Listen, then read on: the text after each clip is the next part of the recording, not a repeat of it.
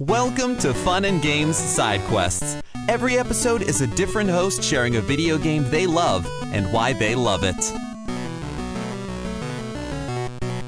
Hi everyone, my name is beepsalt. I'm a streamer, former Let's Player, and I also make crosswords in my spare time. You can find me on Twitch at twitch.tv/beepsalt or beepsalt.com. I'm here today to talk about Silent Hill 3 with hopefully minimal spoilers if you haven't played the series at all. So Silent Hill 1 is a game about a guy looking for his daughter. He kind of meets a cult. He ends up in this wacky world where it's like between both normalcy and then these weird locations that's the same location but kind of twisted. The same thing happens in Silent Hill 2. It's a husband looking for his wife who wrote him a letter. He again ends up in Silent Hill in this kind of like wacky world, right, where it's dark and spooky and locations shift before his eyes essentially. And then today I'm going to be talking to you about Silent Hill 3, which is my favorite game in the series, where a 16-year-old girl kind of has the same thing happen to her. The game shares a lot of commonalities with the first two games. These are the things that I really love about the whole series in general. Number one, the map. Super fun map. I really like the way the map works. You get a map of a location and then things kind of shift on it. It'll show you like broken doors with kind of like a sketched out X on it or a little scribble. And then when you end up in these kind of weird, like other worlds, as the game calls them, maybe whole floors will be gone. Floors that were there, they're gone now. And they'll be marked off, or walkways will appear and they will be drawn on the map. In Silent Hill 3, there's even a section where there's like a children's drawn map, which I love so much. It's like hand drawn in a children's style. Excellent. It's one of my favorite things about this game. There's this surrealness too in this series, and especially in this game where, like I said, everything changes. It's kind of beyond reality, even though it does have these elements where you're going through, quote, like real locations, like a school or a hospital that seem so mundane, but the way the game twists it before your eyes, it just takes it to another level. When these games came out too, their biggest competitor was Resident Evil. And I've since played the Resident Evil series. I hadn't played them when I originally played these games, but I've now played them. And there's something about Silent Hill where Resident Evil is like this big pharma situation where it's, you know, the corporations are kind of the bad guy. In this, the smallness of having things like your child or your wife be the focus of the horror, it really like takes it to another level for me. I love that element of like normalcy, that like your wife is not the villain, but kind of like the impetus for all of this versus like, oh, giant mega corporation. I don't know. For me, the psychological part of that horror is so great. Another thing that this series really has, and especially Silent Hill 3, are really amazing puzzles. I'm going to talk a little bit about the difficulty changes, especially in 3. There are separated difficulties between combat and puzzles. So you can maybe set like combat on really easy and puzzles on really hard. And when we talk about really hard puzzles in the Silent Hill series, especially in 3, we're not talking like the puzzles get harder because you have more elements to them that are like, oh, there were cards, so now there's more cards. No. Silent Hill 3's first puzzle is books, right? So the books, let's say that you're playing on an easy difficulty. You'll see 3 books. You have to organize the books in order, and then on the order of the books, the spines will give you a number.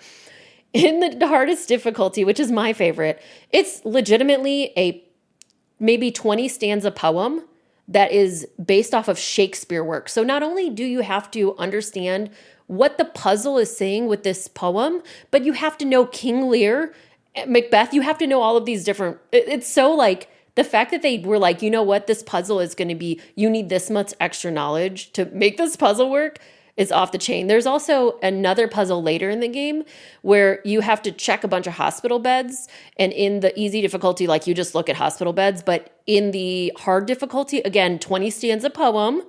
And the poem is about birds. So you have to know about owls and eagles and all these different birds to kind of even make this puzzle work. It's so excellent. Like I love that difficulty change isn't just, oh, you know, we made more elements. Like we really truly refined this and made a really hard poem puzzle. And my degree is in poetry, so I'm very into that.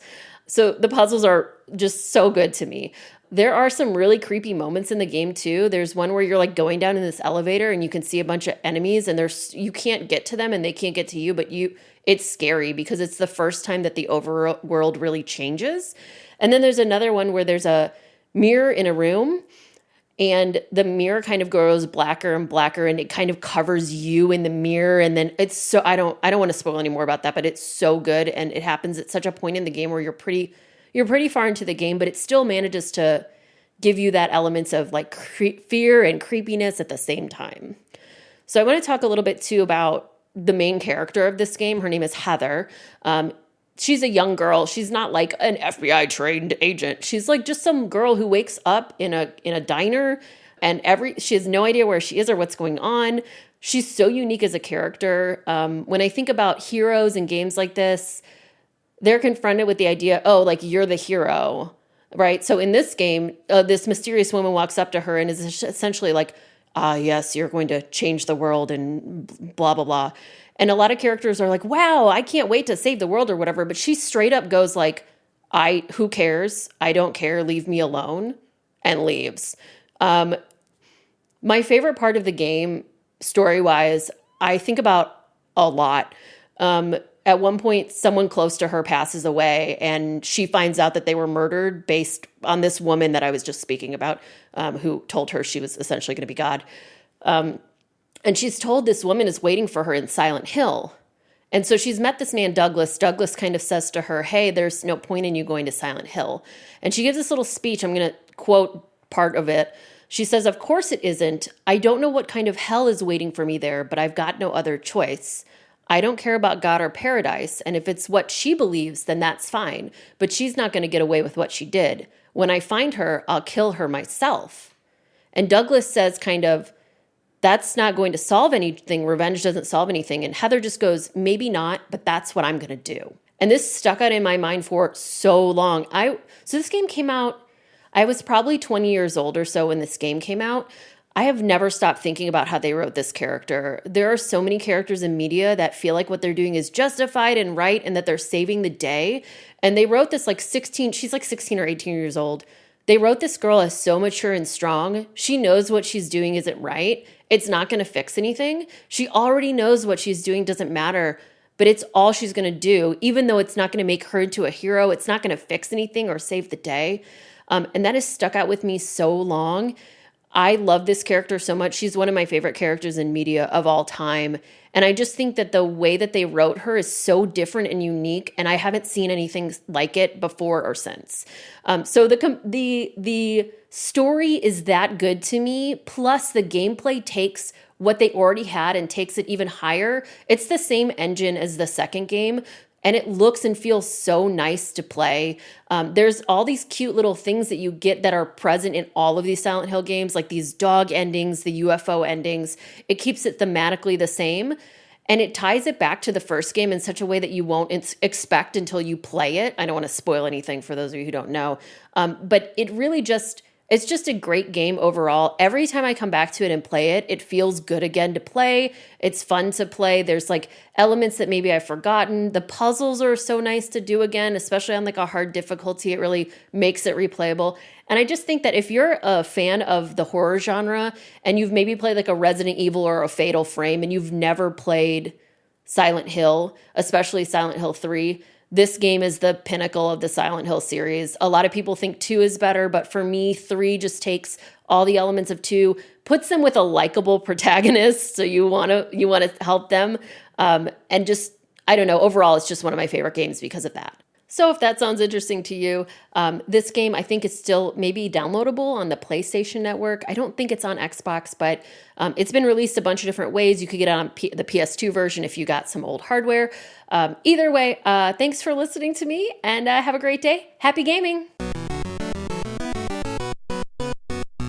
This March, get ready for 2 weeks of The Bat, 2 weeks of Vengeance, 2 weeks of The Dark Knight Fortnite. Hey, all you amazing sentient beings. This is Case Aiken from Certain POV, and outside of podcasting, I work with a group that does Star Trek fan films called Starship Farragut. For 15 years, we've been doing material inspired by the original Star Trek series, but now we're moving on to the movie era with our latest production, Farragut Forward. And that means new sets, new props, and we're gonna have to make those monster maroon uniforms. So we have a crowdfunder running right now. Backers can get access to our soundtracks, have their names show up on screen as part of a duty roster, or even get a walk-on role. Our hope is that this is just the beginning, and that the assets we create with the money we raise will go towards future productions, including possibly a sequel that may just be written by a certain scruffy, nerf-hurting Man of Steel who'll take another pass at it. Wink, wink. To back the production, go to Indiegogo and look up Farragut Forward, or find us on Twitter at Farragut1921. And hey, while you're at it, check out the 3-minute prologue we put together to show what we can do. But in the meantime, live long and prosper. CPOV. CertainPOV.com.